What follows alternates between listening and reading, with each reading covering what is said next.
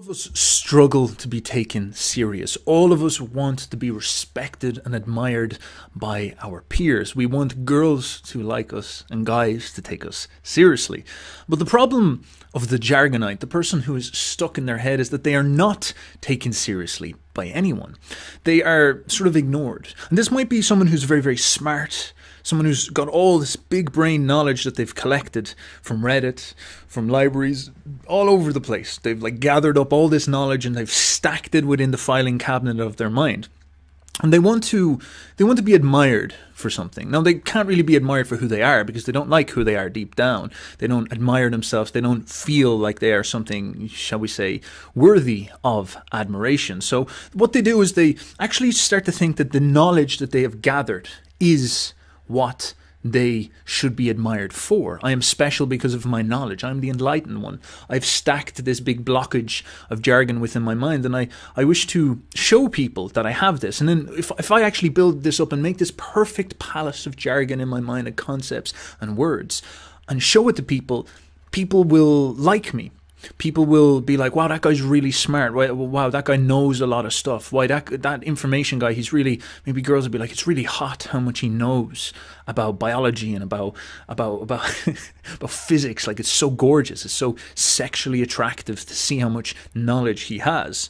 And the jargonite begins to believe that it's like, all right, if I can present this, if I can give this, if I can show people what I know, then they will respect me, and of course what will happen is my destiny will change, my reality will change. I'll go from being a low status person who's ignored, who does not have access to beautiful girls in order to pass on my genes, and handsome Chad men in order to build and create things together and be of high status and smoke cigars with and all this type of stuff. And so if I can get this knowledge thing sorted out and present my knowledge correctly and show people really what my knowledge is all about, then this is what will lift me up this hierarchy towards the highest status position possible.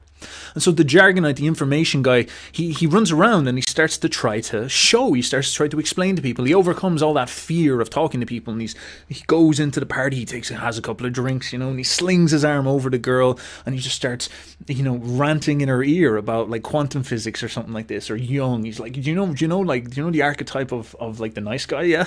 All this type of stuff. He just starts blathering all that down. He sees the guys and he's like, oh, I see what you did there, guy. I see you're out there being an alpha male. Do you know what I learned about an alpha male off Reddit? Here's some definitions. I thought you needed some definitions to kind of help you along there. And he starts to inform. He becomes an informer. He becomes a teller, a describer, an information guy. And he's communicating in this type of way. And he's obviously doing it to change his destiny, but sadly it doesn't seem to work. There's something about what he's doing. He doesn't quite know what it is yet. There's something about what he's doing that is just not working. People get turned off. The guys don't respect him. They say, well, what the hell are you talking about? I don't care about your definitions. I don't care about your talk. You're not it. Whatever you're trying to tell me, you're just not the thing you want to be. And the girls are doing the same. They're just viscerally rejecting him. They're just turning away. Even though he has all this complex knowledge and he is telling them now, they're just like, I'm not interested in that. Something maybe instinctive, something deeper down. It's quite demoralizing. And so, of course, what the jargonite will do, he'll do what all jargonites do. He will go onto the internet and he'll try to find answers. He'll go into YouTube and he'll watch charisma YouTubers. He'll watch charisma YouTubers who talk about seduction and social skills and charisma and all this type of stuff. And they'll all say stuff like, well, look, you can't just talk. You have to talk in a way to make things interesting. You have to talk in a way that actually colors things in, if you will, that actually, makes your knowledge come out a little bit better. You want to be a bit more like Russell Brand. You want to be a bit more like Russell Brand, where you talk and everything's flowery. You want to look at Steph up there in Uberboyo. He's talking about the silliest things ever, but he's making them all flowery, and it's all interesting for these type of reasons. And this is what it is. The people who get all the attention are the people who talk in a flowery way, in a complex and beautiful Shakespearean use of language. So you got to take all that stuff and you got to churn it up and say it in a pretty way. You've got to say with poetry or something like this. And of course, there's a bit of truth to this. Of course, if you're able to artistically represent what you're saying, you will be an awful lot more interesting. And that's a good thing. But there's something wrong with this as well, because, of course, this jargonite, being very smart, being very well informed, will do this. They will sit down and they will gather up all this information that they have, and figure out ways that they can present it in interesting ways, ways to turn the phrases, ways to speak more poetically and whatnot. And they come around and maybe even lift their energy up and be more like, hey guys, and they try to project their personality an awful lot more and be more flowery and be more high energy and like a spaghetti monster walking in and moving their hands a lot because they read about body language and all this, and thinking about social dynamics and all this type of stuff, and getting all this stuff working out. And what is interesting is they try this as well, and they start to get attention. They stop getting maybe disrespected as bluntly, but they're not necessarily respected or liked. They're more seen as like a circus freak. Oh, you come in and you're like, oh, flowery Russell Brand like energy and all this stuff. And people look at them and be like, wow, that guy's weird. Oh, that guy's funny. That guy's interesting. Oh, that guy gets attention. He's like a comedian in the corner. It's like a show that's being put on.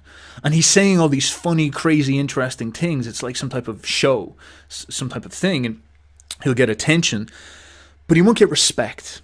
For example, among the men might think, oh, he's kind of a quirky guy. He's funny enough to listen to for a while, but he won't be the type of guy that deep down in his soul feels viscerally that he's maybe dangerous or respectful or like a very, very strong character. He won't feel something very, very specific among men. He won't feel this like, oh, this is the guy I'd like to stand beside in a war. He'll look at him as like an entertainment piece, but he won't say, I would like him to be on my shoulder in the trenches. He won't do that. The same with the girls. The girls will be like, oh, he's funny to listen to. He adds the kind of color to the air a little bit, and he's like he's like an entertainment piece, a circus piece, like the TV in the corner, the iPhone entertaining me. But she doesn't feel deep down in her body, it's like, I want this man's children. She doesn't feel that at all. She doesn't feel her nervous system down in her body saying, please, this is beautiful. I feel this energy of want of him. This feels like strength. This feels like I'm in the presence of a real man, someone with real power, someone I respect. And this becomes a very, very difficult problem because the poor jargonite is now completely burnt out all the resources on the internet, and he's turned into a circus freak who knows a lot of stuff, but no one respects him. He's still stuck in this problem where he's not high status. He's not gaining the respect of people. And he's tried to learn how to storytell. He's tried to learn how to communicate. He's tried to learn all these types of things, but he hasn't achieved anything. He has failed completely. Now, of course, I am incredibly compassionate towards the jargonites. I love them. I understand where they come from. I am quite a jargonite myself, and I see how you can get stuck being information guy. I see that. I see the problems people have with this, and I am here to offer the solution. I want to help them. And I know that in order to speak to a jargonite, you must offer solutions in a way that is digestible to them. So what I want to speak to the jargonites, what I would show them if I was to make a video on YouTube, a piece of information that they could go to that would help them break out of this. So I would actually take them through the etymology of the words, a very big-brained idea, a very nerdy, intellectual idea. Let's go through the etymology of words, because I know that will reel them in. I know how to talk to these guys. That will reel them in. They're like, oh, etymology, oh, nerd speak and all this. So how about we do the most meta-etymological thing possible? How about we look at the history of the word? Okay, the word comes from Germanic Norse. English is a Germanic language. And of course, the best way you can think about this is the Vikings. So a load of these guys, these were all the Norts, the Nordic Vikings. They were all like hopping on ships and sailing around the world and annoying us noble, civilized Irish. They were coming in and stealing our books. Maybe they were based in Red Pill. They were stealing our books. Maybe we were in the wrong, but I don't think so. We were the civilized Irish with all the good people, the people of God. And of course, these grug Vikings came in and like stole our books and then like burnt down our monasteries and basically just ended civilization as the only thing they can do. And anyway, they ended up conquering us because they're more evil than we are. And then they forced the language upon us. So now we all use English. That's basically the story of history right there.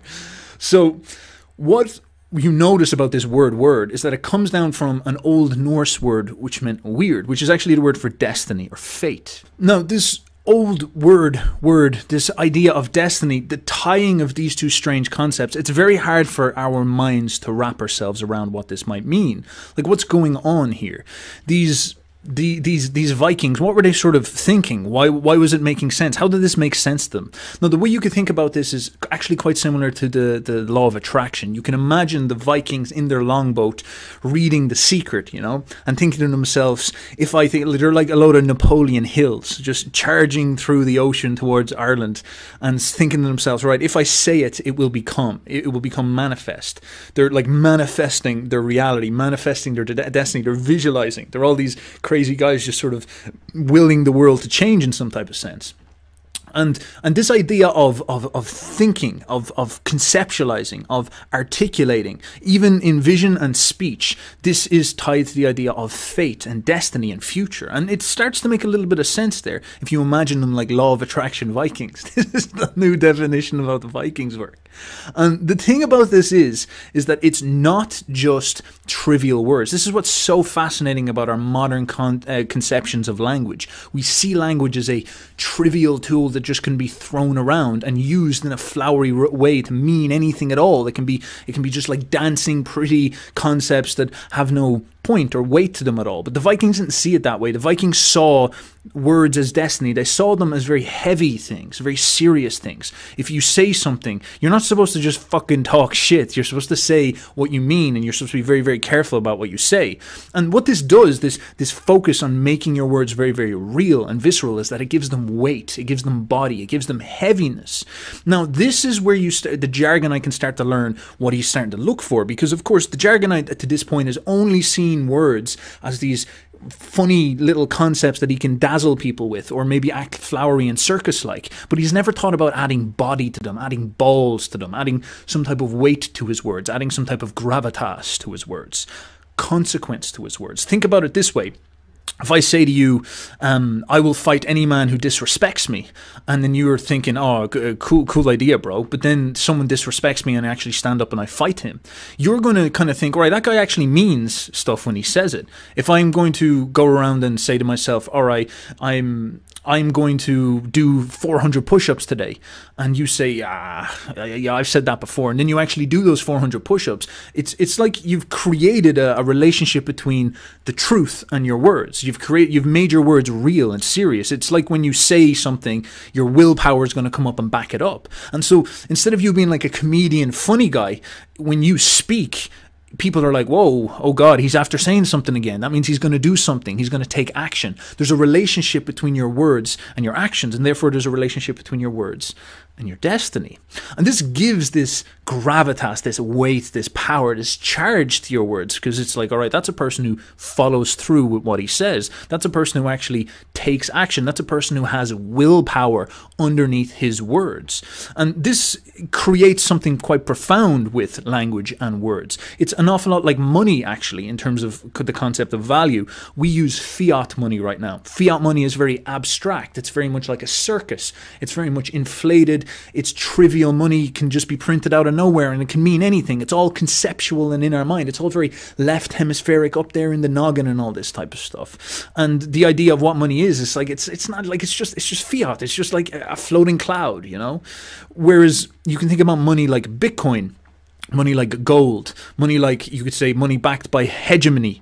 These things have got weight underneath them. You know, gold is heavy, real, solid, value-based material that you can pick up and you can see, you can use it, you can make it to make things. It's got weight underneath it. Bitcoin is driven by pure, raw energy. There's energy underneath this. This gives body, this gives balls to the money. When you take out a gold coin, there's something quite profound about it, something quite magical. Whereas you take out a dollar and it's like, well, there's billions of other these floating around, trillions of these floating around. They could just make a trillion more of these tomorrow. It's not like they're trivial dollars. They're trivial pieces of value, of measurement. Whereas the Bitcoin and the gold has balls, has weight, has energy, has charge, literally. It's the same with words. Words have this type of thing. And if you're looking to gain respect, of course, you need to start thinking along these lines. You need to think about how you can take your words and stop them being fiat and make them a energy-backed currency. That's what you start to think. And this actually means that you can't talk as much, because if you just talk trivially all the time and say whatever you so feel like you think, or recite information that you haven't tested out, your words become fiat, your words inflate, they become nonsense, they can become trivial, and no one takes you serious. But if you're that man of action, if you're that person who asserts, if you're that person who says, I'm going to do it, and then you follow through, if you're that person who doesn't speak unless they really, really mean it, your words get this power. And then people start to see you differently. People start to see you differently, especially because you're acting. thing, but of course also because the way you talk, you've got, it's like this very, very strong character. You'll have all these virtues like humility. You won't talk shit. You won't talk out of turn. But when you do talk, it's very like serious. It's got that type of energy. And you can be very, very funny this way. You can be actually probably more funny than any comedian could be, because your funniness is connected with reality. It's very shocking. It's very, very powerful in its emotional charge. And that's all that humor is. It's like anticipation, shock, charge, these type of things. It makes you into someone respectable. It's a very magical thing when you think about it. It begins with your spirit, with your ability to connect with how you're using your words and your ability to actually psychologically discipline yourself. Like the way Jung would say that the beginning of the creation of your character is to actually go in and start to develop a humility with your psychology to master your inner world. And Nietzsche is the same thing, talking about this idea of destiny and future. Now, what does this look like in practice, you're probably saying? You're probably saying, all right, Steph, Good on, Steph. You told me some interesting jargon here, but what do I actually do? Well, look, think about it this way. Think about this in practice. You are in social situations all the time, where you use words all the time. This is the perfect measurement of this. And what you notice is that there's the fiat, the realm of concepts and words and abstractions, the abstract realm of conversation, which you're just tossing words around. And we all do this in a very, very trivial way. We all just throw words around. Hey, how's the weather? What's going on? But underneath this, there's an emotional reality. There's the nervous system. There's the body and your feelings, basically. And this is part of the conversation too, you know, in a simplest way than when there's a man and a woman. There might be tingles going on inside the body somewhere. People might be tingling together, and God knows why that is happening. What's going on there? Why are there tingles between these two people? Maybe they're interested in each other or something like this. And so they could be like, "Hey, how's the weather?" And she could be like, "Wow, it's very, very nice, yeah." And it's like, all right, there's tingles going on here. There's more going on here than what the words are saying. The words are a fiat. They're up in the air in a cloud. But what's happening in the body is the real story. That's where the charge is. That's where the emotion is. That's where the energy is, and whatnot. Now, when you're in all social situations, this body will be actually talking to you all the time, telling you certain things. So when someone says something to you, they're like, maybe they say something you don't agree with, you know, and you'll feel this urge inside of you. You feel this energy inside of you that's sort of like, I don't like that. I don't agree with that. They might say that all Irish people are uncivilized. And of course, I would feel this urge inside of me. It's like, I don't like that at all, because Irish people are extremely civilized. And I'd feel that. But of course, I don't want to start an argument, because an argument is actually quite, it's quite difficult to do that. It requires energy. It's actually quite a lot of tension. It's scary in some sense. It's intimidating. This person might be very, very charismatic, you know, and I'd be worried about saying something. And so I don't want to disagree. So what I'll do is I'll just be like, yeah, well, I guess, yeah, in some sense we drink a lot. Like, yeah, we're quite uncivilized, and I'll go along with it. And I'll push that energy out of me, and I'll push it right down maybe into my belly, and get rid of that charge, and then allow myself to just churn out whatever words will make the situation nice and easy to deal with. Low on tension, low on charge, low on energy, if you will. And what this does is I actually push away, you could say, gravitas and body and weight and electricity. It's like it's Bitcoin. I'm trying to make my currency solid, and I actually push away. I say, no, get rid of the Bitcoin, get rid of the electricity. We don't want that. We don't want that charge. Because charge is tension. Tension is difficult. The breaking rapport hurts. It hurts. It's emotionally taxing. It's difficult to do this. Now, of course, if you flip this on its head, if you flip this reality and you start to realize that, okay, when that charge bubbles up and someone says Irish people aren't civilized, and I feel that bubble charge come up into my chest, for example, and I know everything in me is like, you're going to get in an argument if you disagree, if you assert yourself, if you push against, if you aim for conflict, if you let this tension come out and you project that tension on the other person and hurt their feelings, you say, no, I disagree with you. And then they'll feel this big pressure of social tension upon their nervous system. If you do that, you're going to create a lot of energy. You're going to introduce energy into the world. And it's going to be awkward. You might even get in a fight. That's probably what your nervous system is thinking about, especially if it's a man. It might be a fight, so you got to be careful here.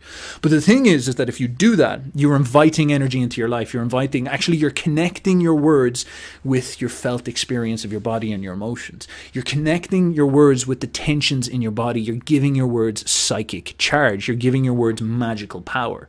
And you do this enough around people, You assert yourself, you assert your reality, you say what you think, you push, you connect with your emotions, and you allow that. It's almost like you're allowing the passions to speak through you.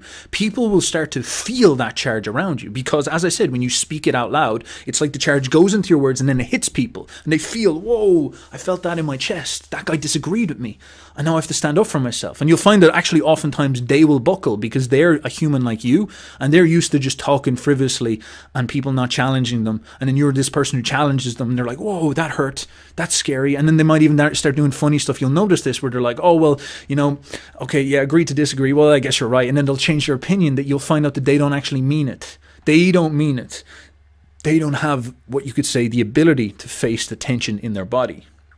And so what you'll find is that the truth or the transparency or the connection, the true instincts inside of you that are speaking, the true nervous system reality, the spiritual, psychological reality connected to your words is extremely powerful, but it requires you to have a very specific attitude. And this attitude is a pro-tension attitude, a conflict-orientated attitude. This is a part of you that wants tension, charge, energy. It wants to add that proof of work, proof of energy, proof of power to the feelings inside your body. And this gives your words balls. Now, the Jargonite struggles with this because this takes everything out of his hands which he's able to control, which is concepts and jibber-jabber and chatterbrainism and nogginism and words. It takes all that stuff which is very, very gentle and easy. Words don't hurt your feelings. They don't like, you know, books don't attack you. Books don't punch you in the face. Books don't steal your stuff. Books don't insult you. Books just sort of sit there. Unless they're Nietzsche, they're probably not going to try hurt your feelings. They just sit there and they're just nice and pretty and well written and written to flatter you and written to stimulate your intellect, and you're able to sit there and just reorganize them whatever way you wish. But of course, when you actually want to add body and you want to back your linguistic currency with real energy and real balls, this is a really big struggle because this hurts. This requires you to get into the realm of emotions. It requires you to actually get out of your head. It requires you to actually hate everything that comes from your words and your linguistic conceptual mind and your abstract rationalizing mind. It requires you to hate all that and start to focus more on connecting them to the felt experience of the body and the felt experience of reality. Now, what's so fascinating is that this little story about the breaking rapport, when you're in that social situation and that tension bubbles up and that instinct inside of you is saying no, assert yourself, say something different, this is actually, it's like the will to power. It's like the little bit of fire inside you, the part of you that wants to assert yourself and be ambitious and push yourself up against the world and fight and challenge and go against things. This is the instinct inside of you of Aries or Mars or ambition, and it's always shouting inside of you very, very secretly because you've been filled with testosterone, you've been filled with will, you've been filled with this energy from the beginning. This is how nature has made you. Now, the Old Norse fascinatingly understood this as Odin. Odin literally meant frenzy.